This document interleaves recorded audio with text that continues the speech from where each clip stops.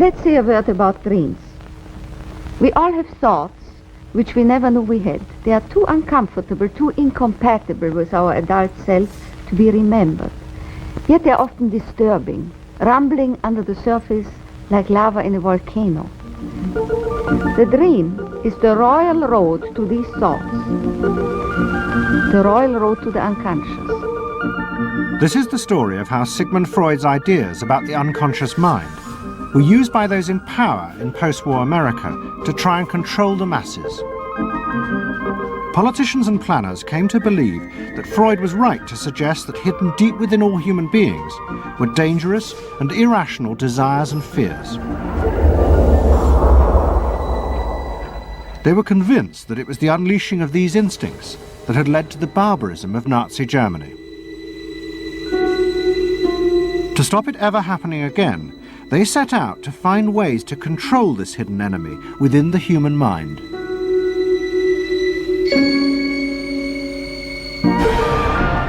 At the heart of the story are Sigmund Freud's daughter Anna and his nephew Edward Bernays, who had invented the profession of public relations. Their ideas were used by the US government, big business, and the CIA to develop techniques to manage and control the minds of the American people. Those in power believed that the only way to make democracy work and create a stable society was to repress the savage barbarism that lurked just under the surface of normal American life.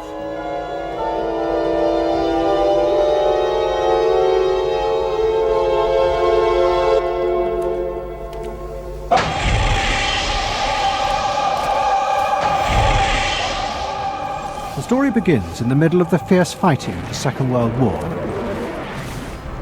As the fighting intensified, the American army was faced by an extraordinary number of mental breakdowns among its troops. 49% of all soldiers evacuated from combat were sent back because they suffered from mental problems. In desperation, the army turned to the new ideas of psychoanalysis. They made a film record of the experiment using hidden cameras. It says here on your record that you had headaches and that you had crying spells. Yes, sir. I believe in your profession is called nostalgia. In other words, homesickness. Yes, sir. Mm-hmm. It was induced when, shortly before the war, I received a picture of my sweetheart. Yes.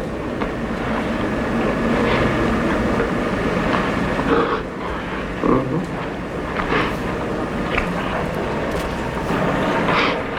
I'm sorry, I can't continue. That's all right. It was the first time that anyone had paid such attention to the feelings and anxieties of ordinary people. At the heart of the experiment were a number of refugee psychoanalysts from Central Europe.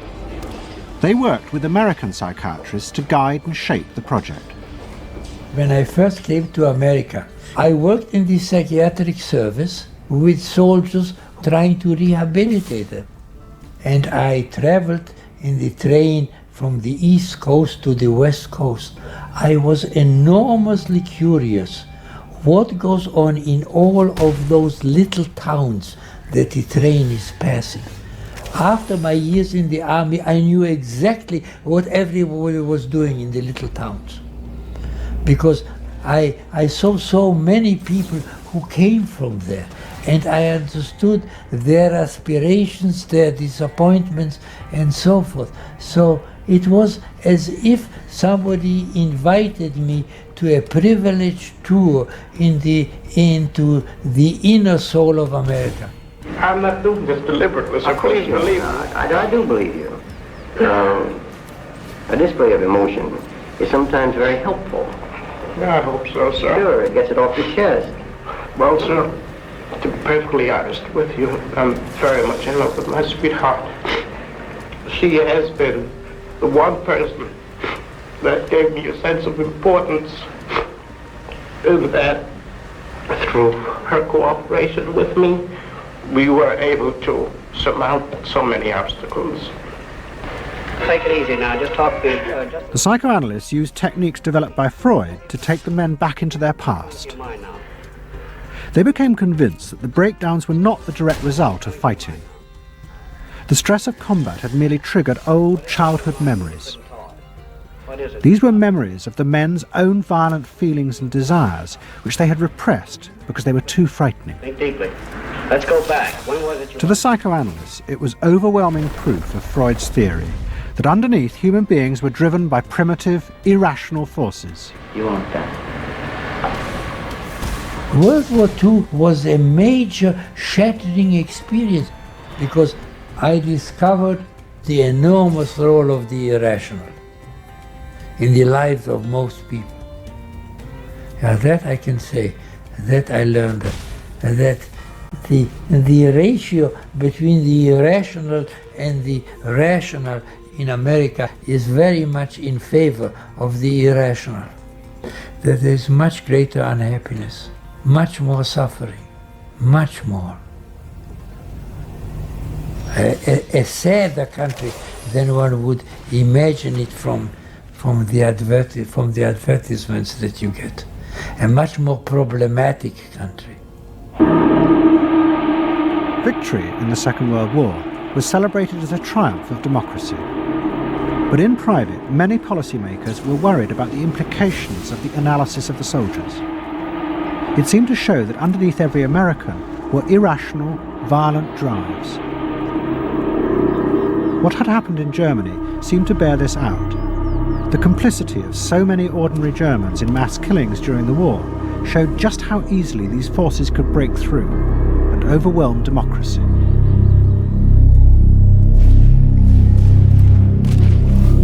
Planners and policymakers had been convinced by their experiences during World War II that human beings could act very irrationally because of this sort of teeming and raw and unpredictable emotionality, the kind of chaos that lived at the base of human personality could, in fact, infect the society, social institutions, to such a point that the society itself would become sick. That's what they believe happened in Germany, in which the irrational, the anti-democratic, went wild.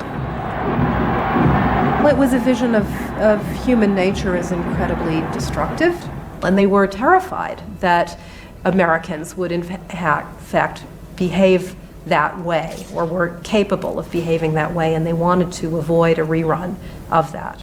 So what is needed is a human being that can internalize democratic values so that they are not shaken with the storm. And psychoanalysis carried in it the promise that it can be done. It opened up new vistas as to how the inner structure of the human being can be changed so that he becomes a more vital, free supporter and maintainer of democracy. The psychoanalysts were convinced they not only understood these dangerous forces, but they knew how to control them too. They would use their techniques to create democratic individuals, because democracy left to itself failed to do this.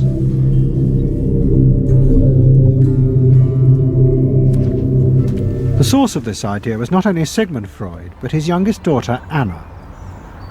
She had fled with her father to London before the outbreak of war, and after he died, Anna Freud became the acknowledged leader of the world psychoanalytic movement. She saw her job as to fulfill her father's dream of making his ideas accepted throughout the world. At the center of the Freud movement stood Tante Anna because she managed to work herself into that position. She was recognized as that, and not just because she was the daughter. She worked on that. She was rather forbidding. She was not, to me, a warm person, not an aunt you could kiss or put your arms around. Not at all. And her whole life rotated around the spreading of psychoanalysis. Freud himself had seen the role of psychoanalysis as allowing people to understand their unconscious drives. But Anna Freud believed it was possible to teach individuals how to control these inner forces. She had come to believe this through analysing children, above all the children of her close friend, Dorothy Burlingham. Dorothy Burlingham was an American millionairess who in the 1920s fled a failed marriage and brought her children to Anna Freud in Vienna. They were suffering terrible anxieties and aggression, but Anna Freud was convinced she could free them from this by changing the world around them. She thought that she could come in and into their environment, essentially, because they were children, you see. They didn't have independent lives of their own. She could go talk to the parents or the mother. She could go to the schools. She could influence their real world, the actual external world, to change their lives and to help them. And to change them as people? I think that was part of what her idea was, is that she felt that she could change them. From her analysis of the Burlingham children, Anna Freud developed a theory of how to help them control their inner drives. She believed that if, as well as psychotherapy, they were also encouraged to adapt to a good family and social environment, then the conscious part of their mind, the ego, would be strengthened in its struggle to control the unconscious. Anna Freud's aim was simply to help the children. But it was always the psychoanalyst who decided what was the right environment and the appropriate behaviour for the children. And often as not, this reflected the social mores of the time.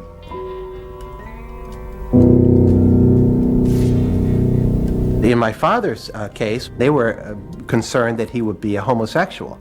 And so a lot of their efforts went into preventing or trying to stop my father from becoming a homosexual. Whether or not he would have or did, or, it's unknown to me. Why did they want to stop him? Because they felt it was abnormal. It wasn't a normal way to develop. They wanted to have him develop along lines that society recognized to be normal, because if they didn't, then you're going to be under the control of forces that you don't understand, that you're not even aware of. The analysis seemed to be a great success, and in the 30s the Burlingham children had returned to America. They settled down to happy married lives in the suburbs. What they didn't realize was that their experience was about to become a template for a giant social experiment to control the inner mental life of the American population.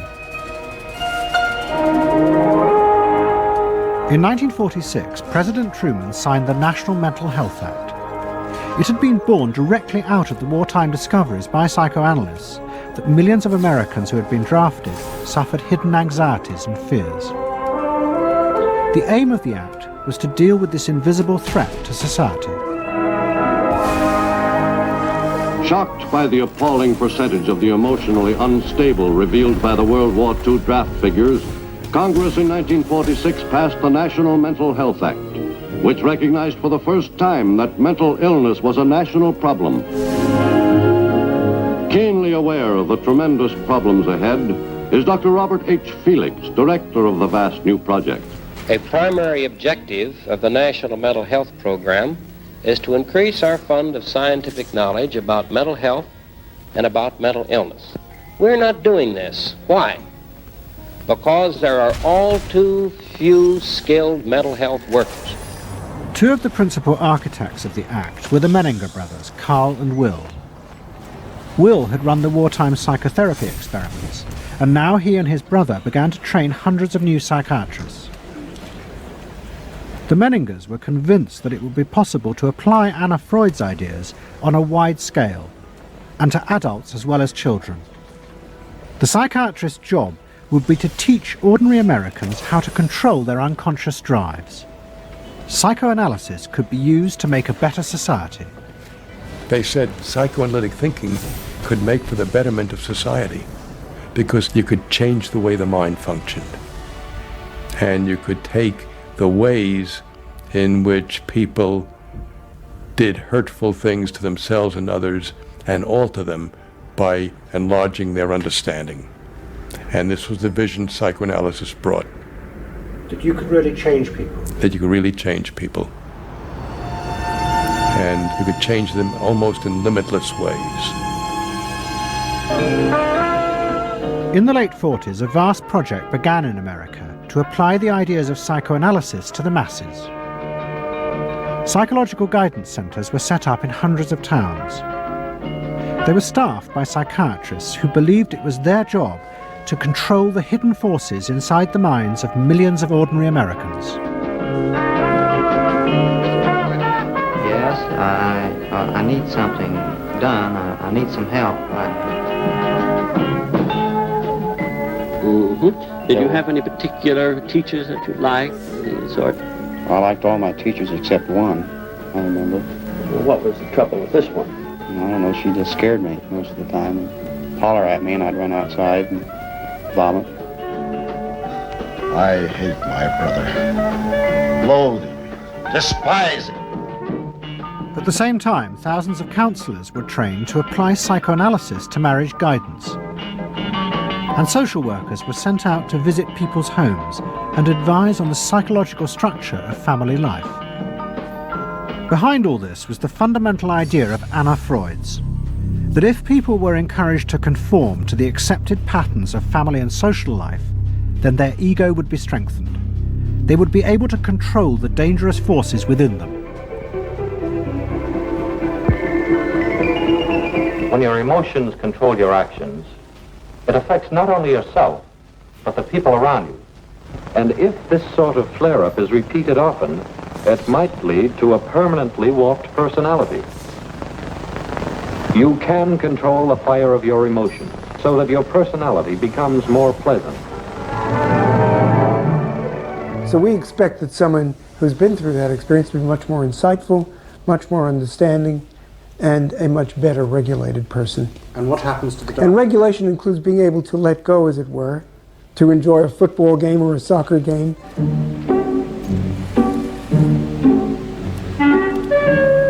A more understanding, yes, rational, but also appropriately emotional person.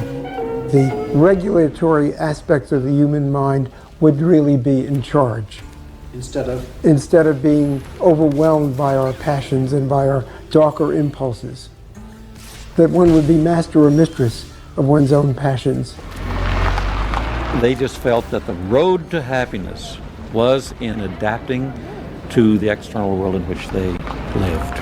That people could be uncrippled from their own neurotic conflicts and impulses, that they would not engage in self-destructive behavior, that they would in fact adapt to the reality about them. They never questioned the reality. They never questioned that it might itself be a source of evil or something to which you could not adapt without compromise or without suffering or without exploiting yourself in some way. So there was this fit with the politics of the day. And a balance of emotions is important to a well-rounded personality. But it was only the beginning of the rise to power of psychoanalysis in America. Psychoanalysts were about to move into big business and use their techniques not just to create model citizens, but model consumers. Last week's episode showed how Freud's American nephew, Edward Bernays, had been the first to convince American corporations that they could sell products by connecting them with people's unconscious feelings. But now, a group of psychoanalysts were going to take what Bernays had begun and invent a whole range of techniques to get inside and manage the unconscious mind of the consumer. They were led by Ernest Dichter. Dichter had practiced next door to Freud in Vienna, but he had come to America and set up the Institute for Motivational Research in an old mansion north of New York. This is the Institute for Motivational Research, a place devoted to the intriguing business of finding out why people behave as they do, why they buy as they do, why they respond to advertising as they do. And this is Dr. Ernest Dichter. We don't go out and ask directly, why do you buy, why don't you? What we try to do instead is to understand the total personality, the self-image of the customer. We use all the resources of modern social sciences. It opens up some stimulating psychological techniques for selling any new product. Like the other psychoanalysts, Dichter believed that American citizens were fundamentally irrational beings. They could not be trusted. Their real reasons for buying products were rooted in unconscious desires and feelings. And Dichter wanted to find ways to uncover what he called the secret self of the American consumer. He was trying to get out of people's mind the unconscious motivations that they had for purchasing. These could be sexual, they could be psychological, they could be sociological, they could be a demand for status, a demand for recognition. There were things that people couldn't verbalize or wouldn't verbalize because they were too secret to them. They were too much a part of their nature, and they would be embarrassed. They would be embarrassed if they came out and said things like this. He would interview people, but not ask them direct questions, but let them talk freely like you do in psychoanalysis. And that was his background. And so he said, why can't we have a group therapy session about products? All right? And so Dichter built this room up above his garage, and he said we can have psychoanalysis of products. They can actually act out and verbalize their wants and needs. What we're going to do is try a couple of these salad dressings. So let's see what happens. Here is our typical housewife. She doesn't follow the instructions. And they could be observed and watched, and other people could comment, and they could talk about it, and everybody could join in. He was the first to do this. This was absolutely the first thing that was ever done. And he had a movie projector up there where you could show advertisements and things like that, and people could react to them. And he invented the whole technique for mining the unconscious about the hidden psychological wants that people had about products. This became the focus group. It worked! Dichter's breakthrough came with a focus group study he did for Betty Crocker Foods. Like many food manufacturers in the early 50s, they had invented a new range of instant convenience foods. But although consumers had told market researchers they would welcome the idea, in fact, they were refusing to buy them. The worst problem was the Betty Crocker cake mix. Dichter did a series of focus groups where housewives free associated about the cake mix. He concluded that they felt unconscious guilt at the new image being promoted of ease and convenience. In other words, he understood that the barrier to the consumption of the product was the housewife's feeling of guilt about using it. They basically, on one hand, wanted to make it easy for themselves, but they felt guilty about it. So what you've got to do in those circumstances is remove the barrier being guilt. The way you do that is to give the housewife a greater sense of participation.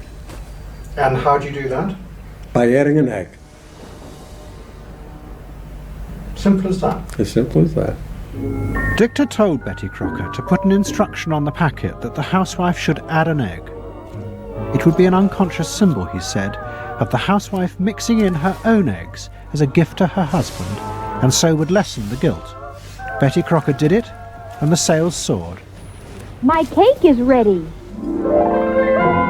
The consumer may have basic needs that the consumer himself or herself doesn't fully understand. You have to know what those needs are in order to fully exploit the consumer. Is it wrong to give people what they want by taking away their defenses, helping remove their defenses? It seems so much longer than last year. It is. Nearly 4 inches longer in some models. Oh! Dichter's success led to a rush by corporations and advertising agencies to employ psychoanalysts.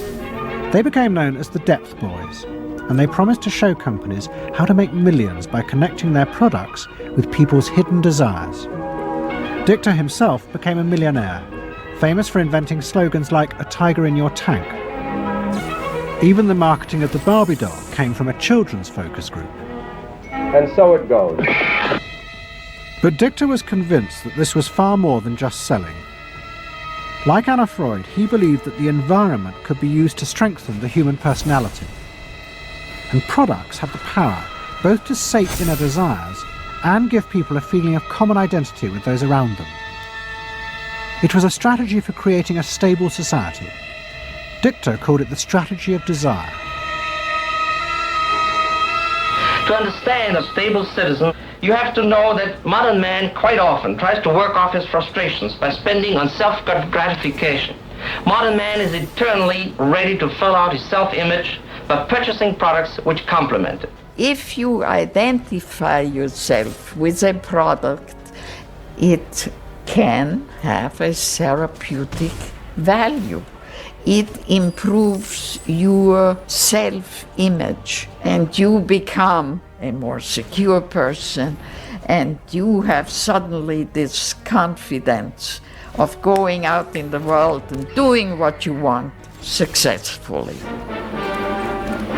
Bernays believed that that would then improve the whole of our society and become the best society on this planet.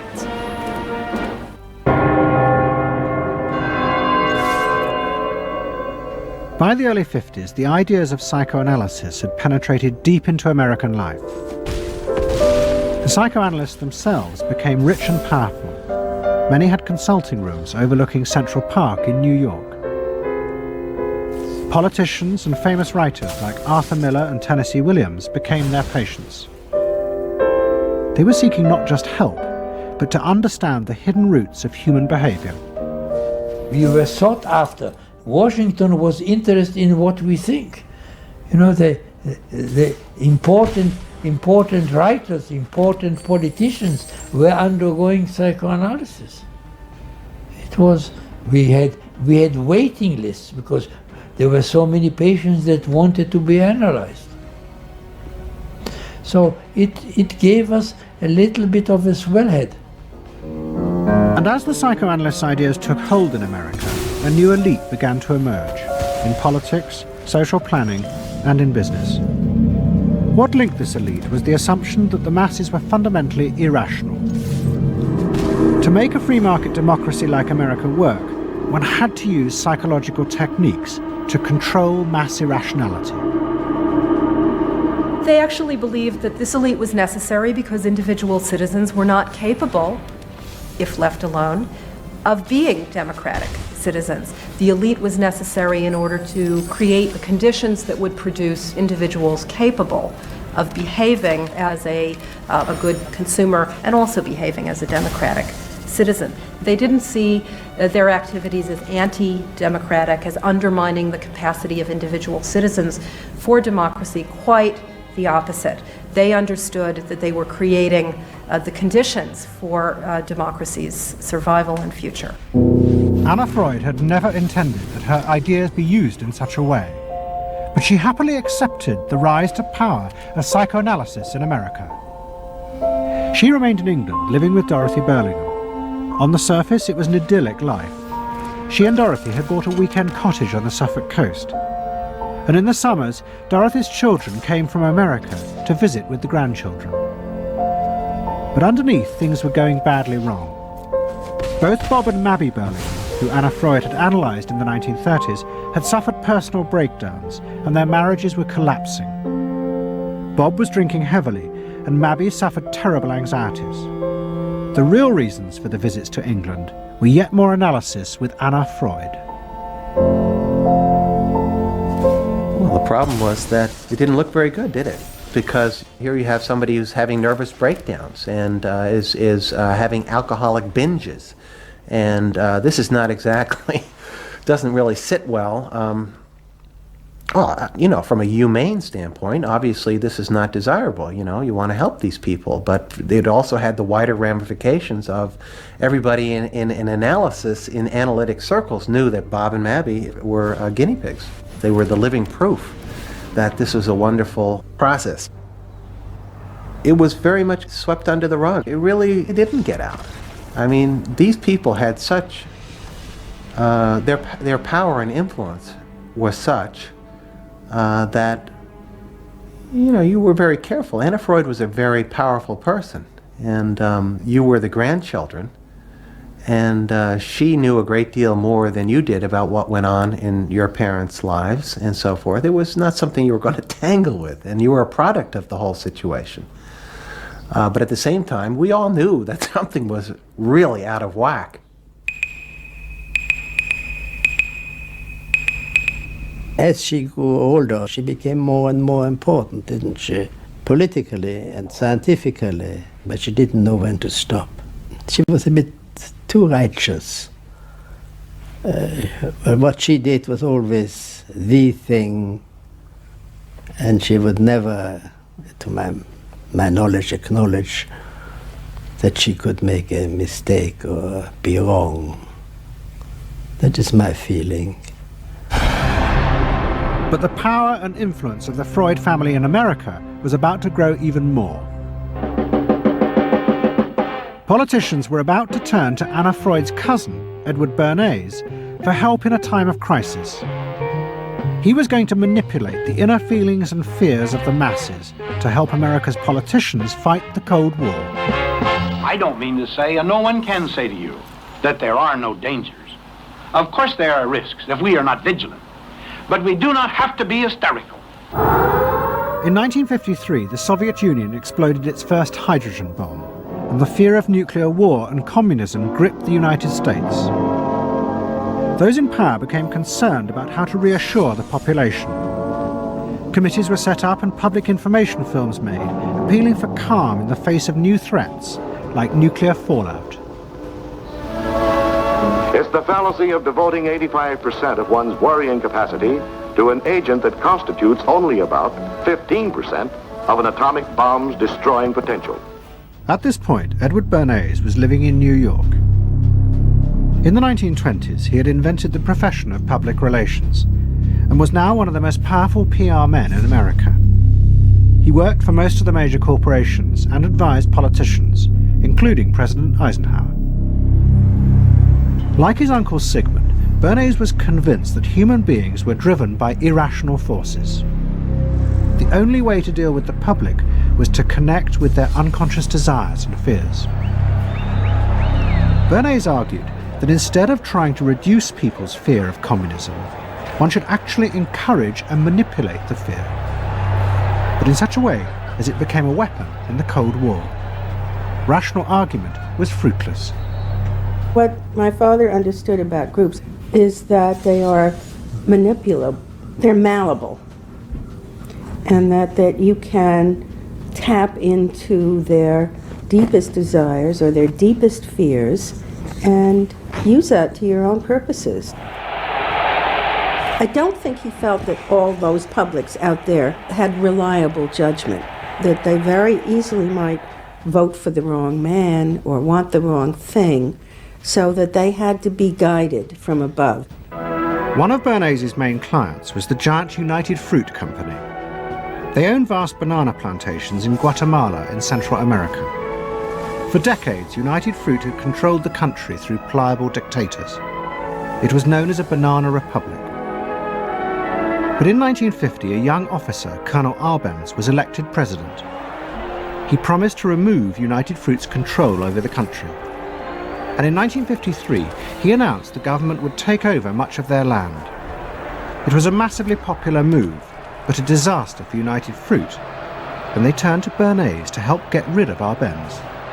United Fruit brings in Bernays, and he basically understood that what United Fruit Company had to do was change this from being a popularly elected government that was doing some things that were good for the people there into this being very close to the American shore, a threat to American democracy, that it being at a time in the Cold War when Americans responded to issues of the Red Scare and what communism might do, he was trying to transform this and brilliantly did transform it into an issue of a communist threat very close to our shores, taking United Fruit again as a commercial client out of the picture and making it look like a question of American democracy, American values being threatened. In reality, Arbenz was a democratic socialist with no links to Moscow. But Bernays set out to turn him into a communist threat to America. He organized a trip to Guatemala for influential American journalists. Few of them knew anything about the country or its politics. Bernays arranged for them to be entertained and to meet selected Guatemalan politicians who told them that Arbenz was a communist controlled by Moscow. During the trip, there was also a violent anti-American demonstration in the capital. Many of those who worked for United Fruit were convinced it had been organized by Bernays himself. He also created a fake independent news agency in America called the Middle American Information Bureau. It bombarded the American media with press releases saying that Moscow was planning to use Guatemala as a beachhead to attack America. All of this had the desired effect.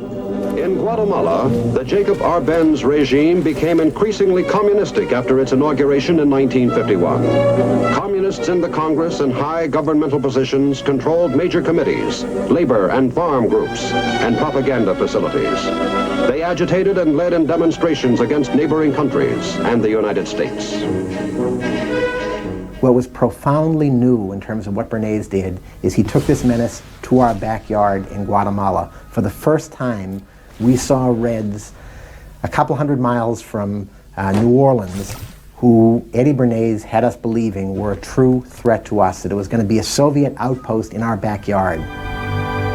But what Bernays was doing was not just trying to blacken the Arbenz regime. He was part of a secret plot.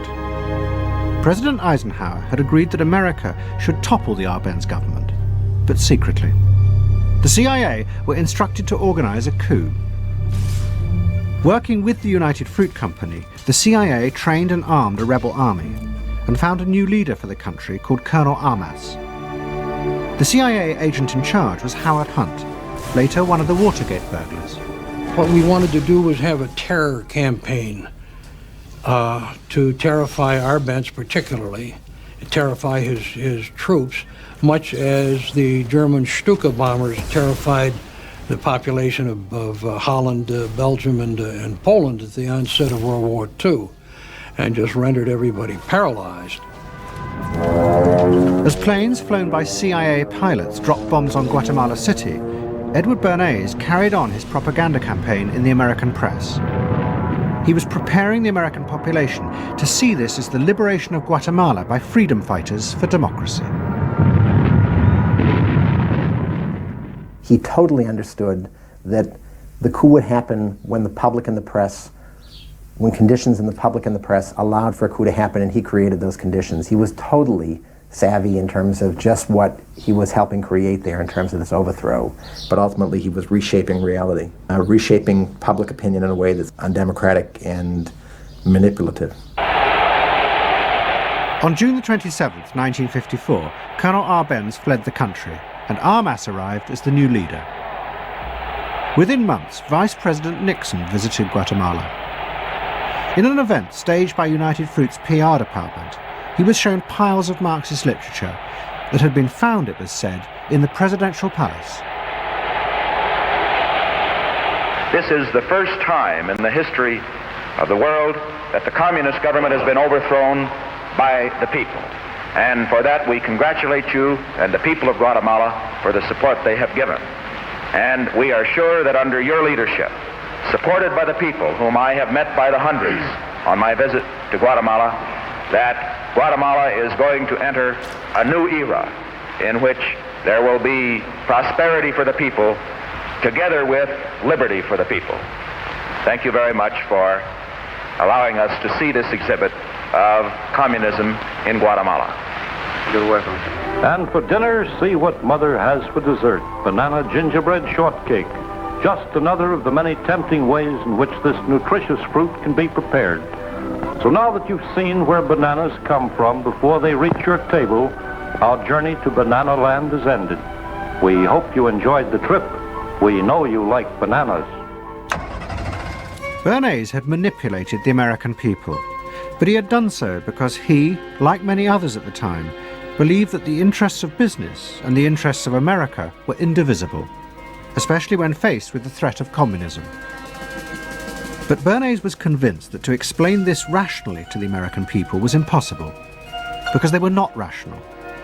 Instead, one had to touch on their inner fears and manipulate them in the interests of a higher truth. He called it the engineering of consent.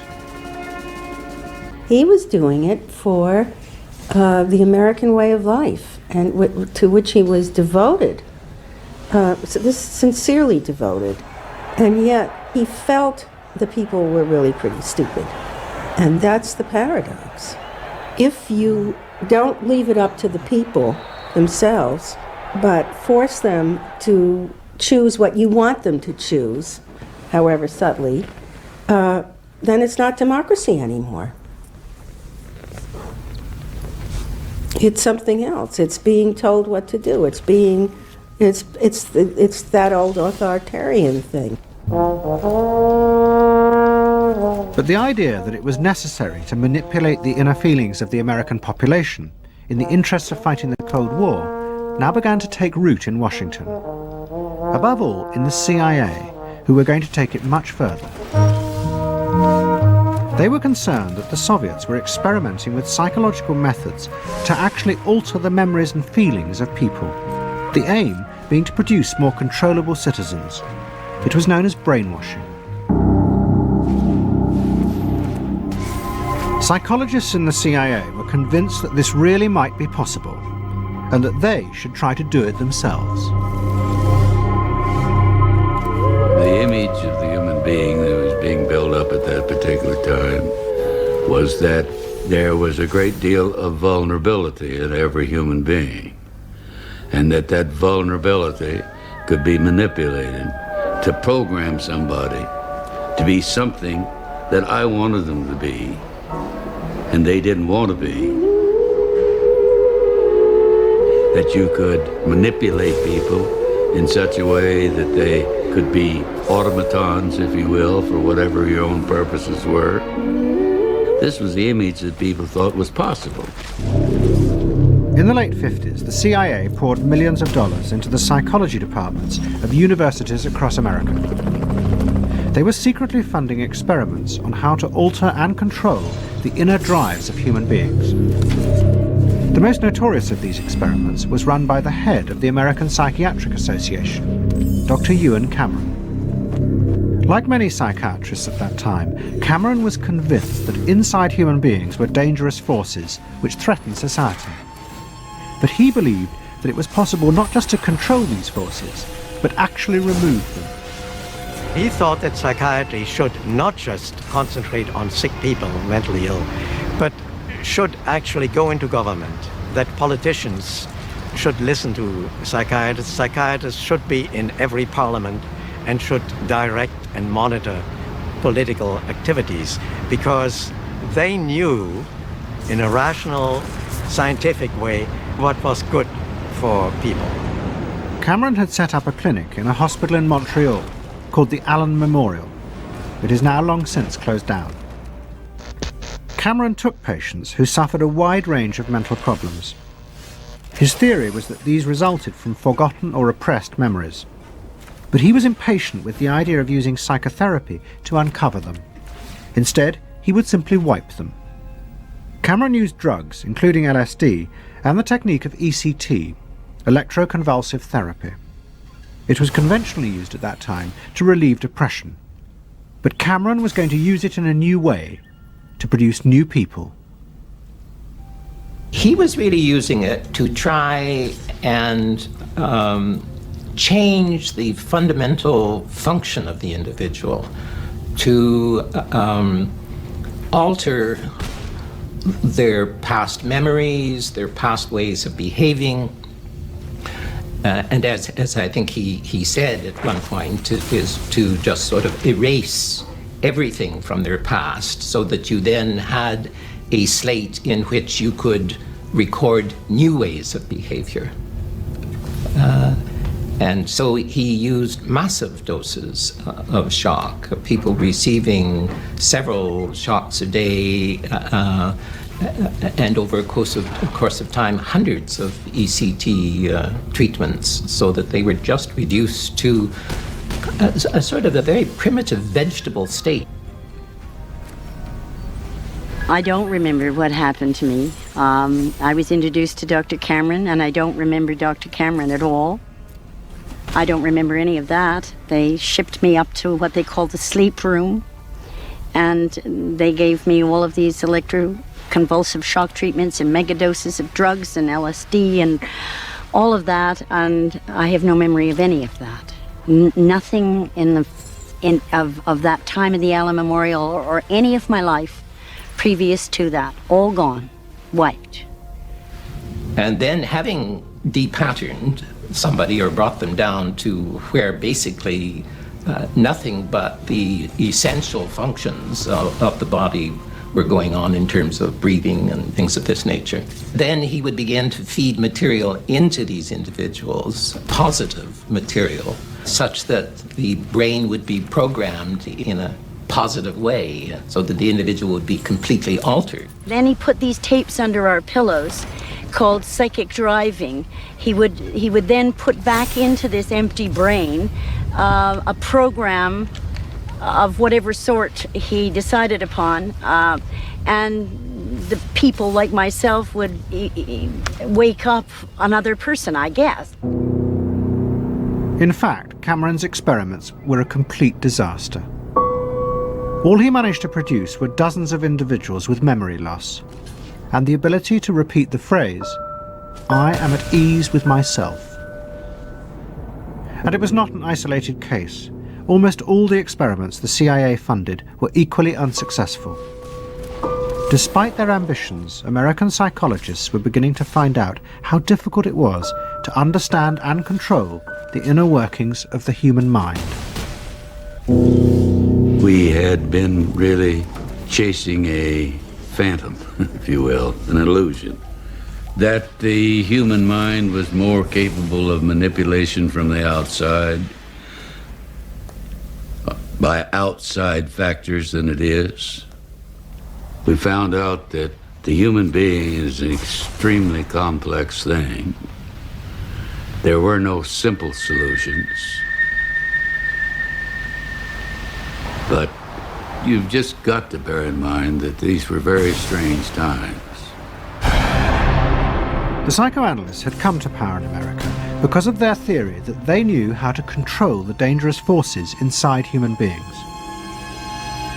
But now the psychoanalysts were about to face a high-profile failure that would lead people to begin questioning the very basis of their ideas. It began in Hollywood. The film industry had become fascinated by psychoanalysis, and Anna Freud was a powerful influence on dozens of analysts in Los Angeles.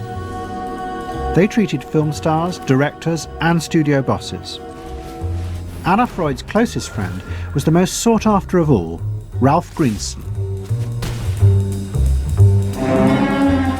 And in 1960, the most famous star in the world turned to Greenson for help. Marilyn Monroe was suffering from despair and had become addicted to alcohol and drugs. Well, when I walked in to dinner, here was Marilyn Monroe. And I'd made a picture with her. It told all about Eve. This is dinner at Ralph Greenson's? Yes. And the only thing was that Ralph was trying to show her, Romy, I never called him Ralph in my life. Romy was trying to show her that the way a family life ought really to be. So we were walking the dog after us. I said, "What the hell are you doing here?" I said, "You never asked me to dinner." And he said, "You weren't that sick." And I said, "Oh, no." He said, "The point is just this child has no frame of reference. In other words, she doesn't know what the goal is." What Greenson did was follow Anna Freud's theory. If Marilyn Monroe could be taught to conform to what society considered a normal pattern of life, that would help her ego control her inner destructive urges. But Greenson pushed it to an extreme. He persuaded Monroe to move into a house nearby that was decorated like his own. He then took her into his own family life, and he, his wife, and his daughter played at being Monroe's own family. Greenson himself would become the model of conformity. And so this, someone whom she regarded as important and whom she idealized, if he turned out to be a very gratifying father figure, her ego would benefit from that. That was the theory. His wife and children, everyone was involved in it. They were strengthening the person. They were strengthening the mind. They were strengthening the agent that controls inner life against adversity, against insufficiency, against too much frustration. So that Marilyn Monroe would no longer be a helpless person looking for love. She'd have enough love. But despite all his efforts, Greenson was unable to help Marilyn Monroe. On August the 5th, 1962, she committed suicide in her house. The suicide shocked many in the analytic community, including Anna Freud. And high-profile figures in American life, who had previously been enthusiasts for psychoanalysis, now began to question why psychoanalysis had become so powerful in America. Was it really because it benefited individuals? Or had it in fact become a form of constraint in the interests of social order? The critics included Monroe's ex-husband, Arthur Miller. My argument with so much psychoanalysis is the preconception that suffering is a mistake, or a sign of weakness, or a sign even of illness, when in fact, possibly the greatest truths we know have come out of people's suffering. That the problem is not to undo suffering or to wipe it off the face of the earth, but to make it inform our lives, instead of trying to cure ourselves of it constantly and avoid it. And avoid anything but that lobotomized sense of what they call happiness. There's too much of an attempt, it seems to me, to think in terms of controlling man rather than freeing him, of defining him rather than letting him go. Mm-hmm. And it's part of the whole ideology of this age, which is power mad. Hey, have you heard about the crazy new way to send a message today? It's flashed on a screen too quick to see, but still you get it subliminally. At the same time, an onslaught was launched on the way psychoanalysis was being used by business to control people. The first blow came with a bestseller, The Hidden Persuaders, written by Vance Packard. It accused psychoanalysts of reducing the American people to emotional puppets, whose only function was to keep the mass production lines running. They did this by manipulating people's unconscious desires to create longings for ever new brands and models. They had turned the population into unwitting participants in the system of planned obsolescence. The second blow came from an influential philosopher and social critic, Herbert Marcuse.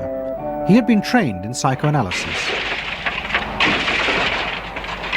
This is a childish application of psychoanalysis, which does not take at all into consideration the very real political systematic waste of resources, of technology and of the productive process. For example, planned obsolescence.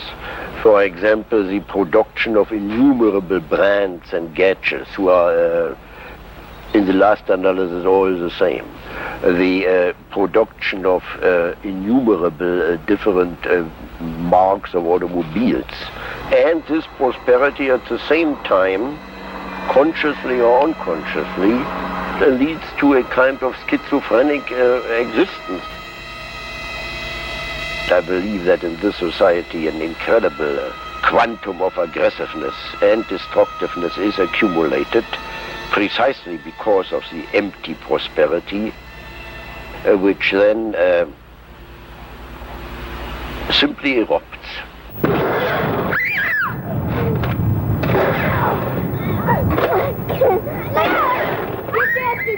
Marcuse's argument was not simply that psychoanalysis had been used for corrupt purposes, it was more fundamental.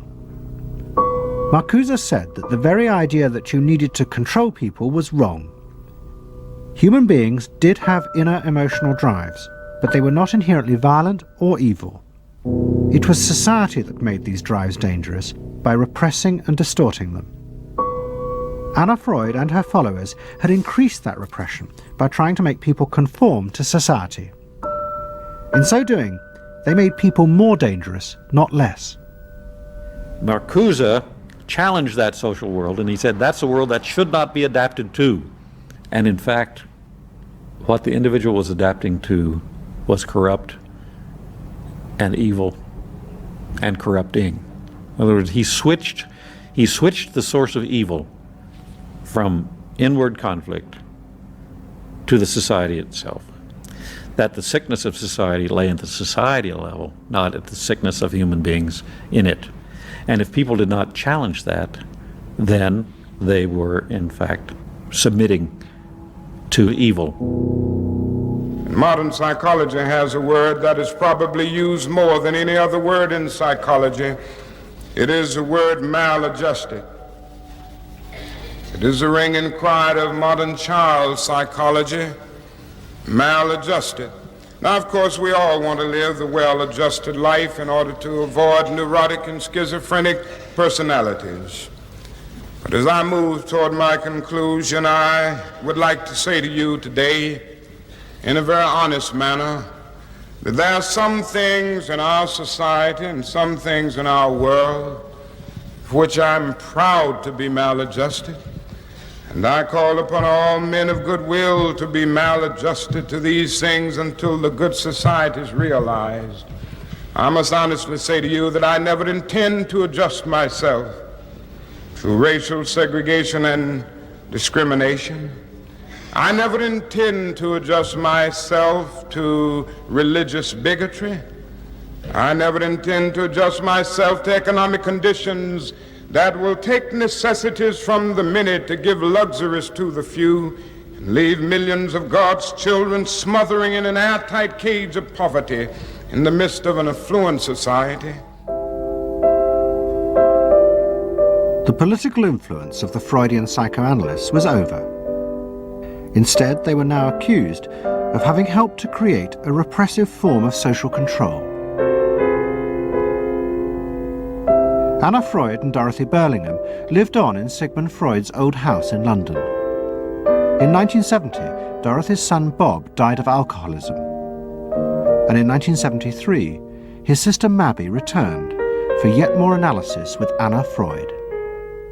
She went back for more analysis. She was living at 20 Marisville Gardens in the Freud house, as I guess she did when she wasn't with her husband, and she committed suicide. She took an overdose of sleeping pills. In Freud's own house? In Freud's own house, right.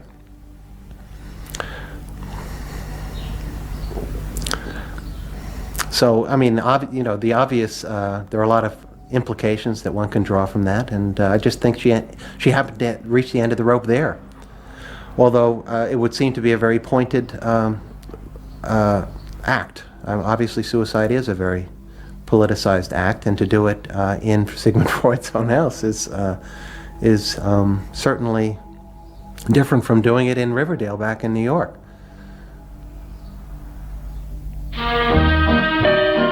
Next week's episode will tell the story of the rise to power of the enemies of the Freud family.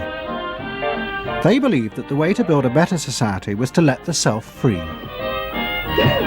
But what they didn't realize was that this idea of liberation would provide business and politics with yet another way to control the self, by feeding its infinite desires. To be lonesome. You know not what it means to be blue.